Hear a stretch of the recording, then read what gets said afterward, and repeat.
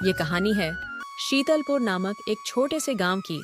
शहर से 10 किलोमीटर की दूरी पर एक छोटा सा गांव बसा था। वहां के लोग खेती कर कर अपना जीवन व्यतीत करते थे।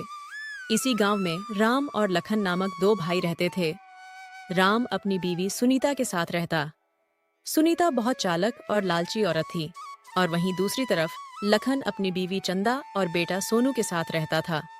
गांव में एक उनकी जमीन थी जिसमें दोनों भाई मिलजुल कर काम करते थे और फसल को बेचकर मुनाफे को मिलजुल कर आधा आधा बांट लिया करते थे। राम और लखन फसल को बेचकर दोनों घर आ जाते हैं और दोनों अपनी अपनी बीवी को पैसे दे देते हैं। चंदा, ये लो फसल के पैसे, इस बार ज्यादा मुनाफा हुआ है। ये तो बहुत खुशी की बात है। भगवान करे आपका ऐसे ही मुनाफा बढ़ता रहे और इसी तरह आप दोनों भाई आगे बढ़ते रहें।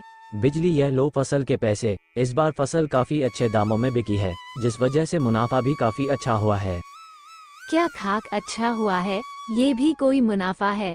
आधे पैसे तो तुम्हारा भाई ले जाता है और खेतों में तो सबसे ज्यादा मेहनत आप ही करते हैं, फिर मुनाफा बराबर क्यों? नहीं बिजली, ऐसी बात नहीं है, लखन भी बराबर की मेहनत करता है। अरे जी, काहे की मेहनत? बाजार से महंगे महंगे बीज आप खरीद कर लाते हो और इतनी दूर जाने की मेहनत अलग, और फिर ऊपर से सारे दिन खेतों में काम करना पड़ता है, फिर काहे की बराबर मेहनत? मेरी बात ध्यान से सुन लीजिए। आपके भाई को जमीन में से छोटा सा हिस्सा दे दीजिए और इस घर से रफा दफा कर दीजिए। आखिर अपने बच्चों के लिए भी आगे कुछ सोचना है। नहीं बिजली, में ऐसा नहीं कर सकता, आखिर वो मेरा भाई है। देखो, ऐसा तो करना पड़ेगा, नहीं तो मैं अपने मायके चली जाऊंगी, फिर रहना तुम अपने भाई के साथ। बिजली के इतने बहस करने के बाद आखिरकार वही होता है जो बिजली चाहती थी। राम ने लखन को खेत में से एक छोटा सा हिस्सा देकर उसे घर से निकाल दिया। बेचारा लखन उसके भाई के घर के सामने एक छोटी सी कुटिया बनाकर अपनी बीवी और बच्चों के साथ रहने लगता है। लखन को जितनी भी जमीन मिली वह उसमें चने की खेती कर कर अपना जीवन गुजारने लगा। वह रोज खाना खाकर अपने खेत की रखवाली करने जाता और बड़ा भाई भी अपने खेत की रखवाली करने में लग जाता। दोनों भाई अपने अपने खेतों में रखवाली किया करते थे।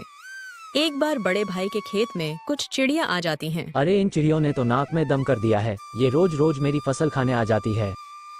फिर राम उन चिड़ियों को भगा देता है। अगले दिन छोटे भाई के खेत में वे चिड़िया दाना खाने के लिए आ जाती हैं। लखन उन चिड़ियों को भगाने की कोशिश किया, फिर चिड़ियों की तरफ देखा और सोचने लगा कि ये चिड़िया भी भूखी होंगी, यह मेरा थोड़ा सा दाना खा लेगी तो क्या हुआ, ज्यादा से ज्यादा आधा किलो चना कम होंगे, कम से कम इनका पेट तो भर जाएगा। लखन उन चिड़ियों को नहीं भगाता है और दाने खाने देता है। ऐसा बहुत दिनों तक चलता रहता है। राम के खेत में चिड़िया जाती तो वह उन्हें डंडे मारकर भगा देता और लखन के खेत में चिड़िया आती तो वह उन्हें कुछ नहीं करता था। ऐसे ही दिन गुजर रहे थे कि एक बार गांव की सभी फसलों में बीमारी लग जाती है, जिसमें कुछ छोटे छोटे कीड़े फसलों को खराब कर रहे थे। वे कीड़े धीरे धीरे राम के खेत में पहुंच जाते हैं और राम की पूरी फसल को खराब कर देते हैं। वही कीड़े जब लखन के खेत में पहुंचे तो वहां पर सारी चिड़िया दाना चुन रही थी। वह कीड़े लखन के खेत में फैलने लगते हैं। तभी सारी चिड़िया उन कीड़ों को मारकर खा जाती हैं, जिससे लखन की फसल खराब होने से बच जाती है। जब राम अपने खेतों के पास पहुंचा तब उसने अपनी फसल की हालत देखी तो वह बहुत उदास हो गया। उसने लखन की फसल में देखा तो वह एकदम सही थी। हे भगवान, मेरी इस बार की तो सारी फसल बर्बाद हो गई, अब इन फसलों को कौन खरीदेगा? इस बार मेरे घर का खर्चा कैसे चलेगा? मेरा घर का सारा धन इसे उगाने में लग गया। इतने में वहां पर लखन आ जाता है।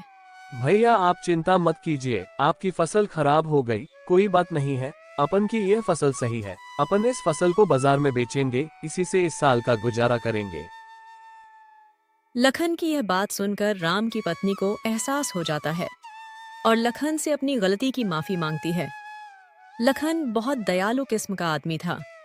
लखन उन दोनों को माफ कर देता है और वह फिर से खुशी से एक साथ रहने लगते हैं। आपको यह वीडियो कैसी लगी? लाइक, शेयर, कमेंट जरूर करें और ऐसी वीडियो देखने के लिए हमारे चैनल को सब्सक्राइब करें। धन्यवाद।